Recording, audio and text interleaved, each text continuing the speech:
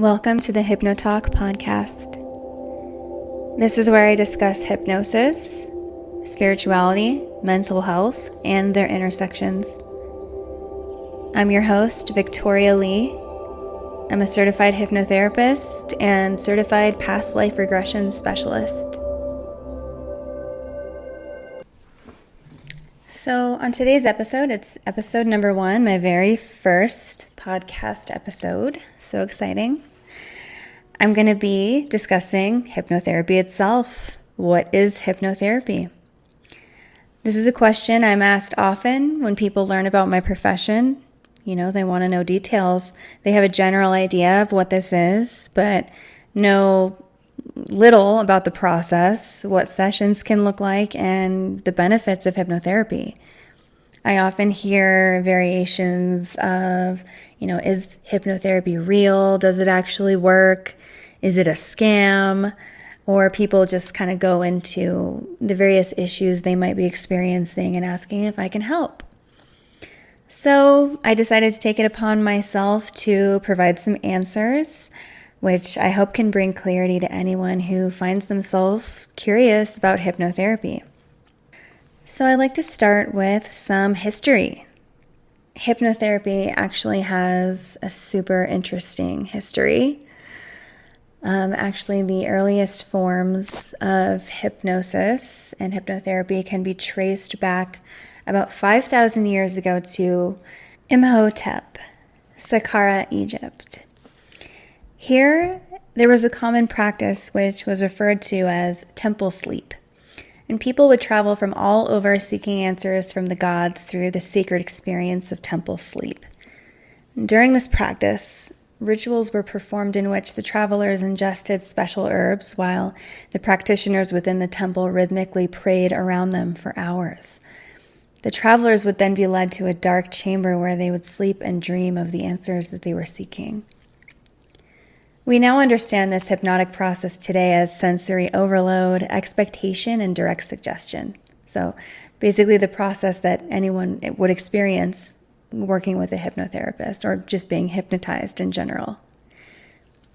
Hypnotherapy, as it's commonly practiced today, is the use of hypnosis by a certified hypnotherapist to go within the client's subconscious mind to create change at the root of the presenting issue.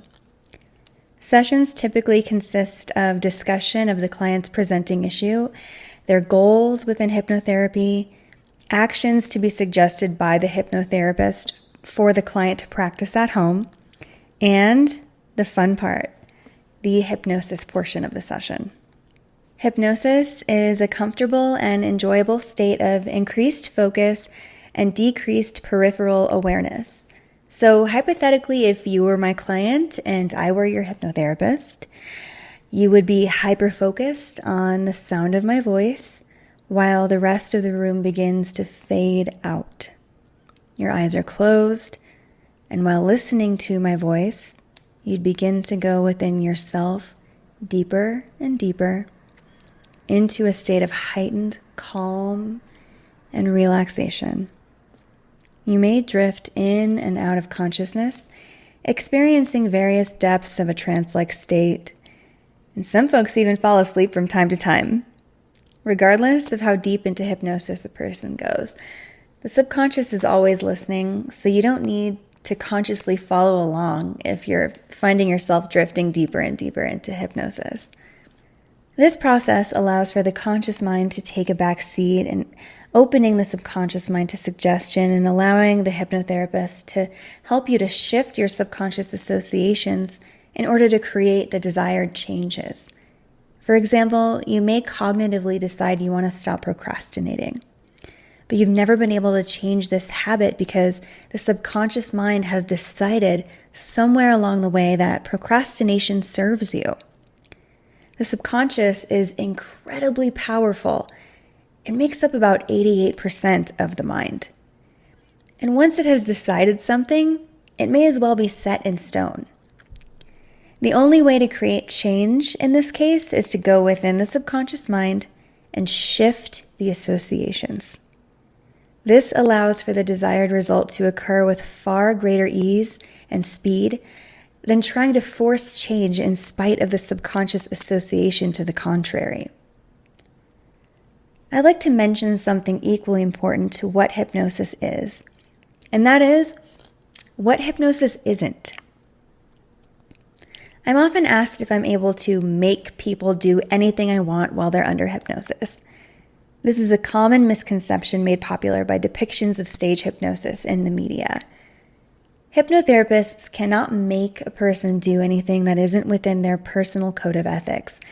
And if they're truly what a hypnotherapist is supposed to be, that is, having chosen to dedicate their life to helping others, they wouldn't want to. That being said, even if there was an unethical hypnotherapist out there who intentionally wanted to mess with people, based on the mechanics of hypnosis, they wouldn't have the ability to.